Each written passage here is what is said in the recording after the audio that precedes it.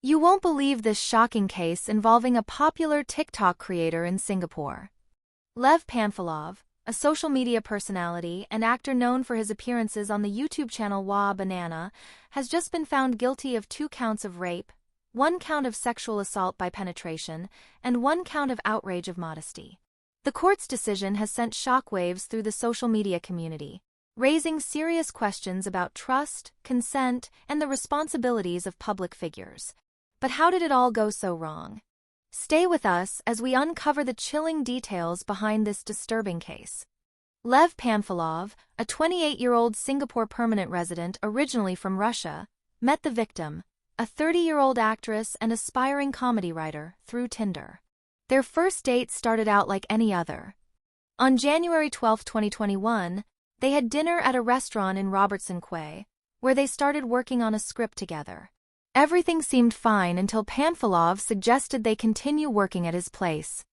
The victim agreed, but that's when things took a terrifying turn.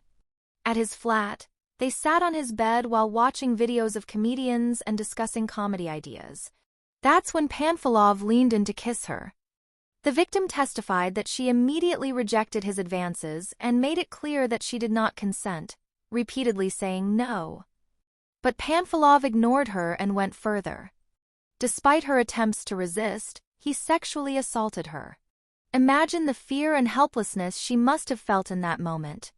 During the trial, Panfilov claimed that the encounter was consensual, saying that the victim initiated contact by tapping on his leg and stroking his thigh. But the High Court wasn't convinced. Justice Pang Kang Chow ruled that the victim was an unusually convincing witness, noting that her detailed and consistent testimony matched both internal and external evidence. On the other hand, Panfilov's account was full of contradictions. The victim's behavior after the assault also aligned with how sexual assault survivors typically respond. Her emotional distress and reluctance to report the incident immediately were considered credible indicators of trauma. This ultimately led the court to reject Panfilov's defense and find him guilty on all charges. Now, the big question is, what happens next? Under Singapore law, each rape charge carries a maximum sentence of 20 years in prison, with the possibility of caning or a fine. Outrage of modesty carries up to 3 years in jail, caning, or a fine, or even all 3. Panfilov remains out on bail, but his sentencing date is yet to be announced. He could be facing a very long time behind bars. This case raises some important issues about consent, accountability, and the dark side of online dating. What does this mean for the influencer community? And how should platforms respond when their creators are involved in criminal cases? Let us know your thoughts in the comments below.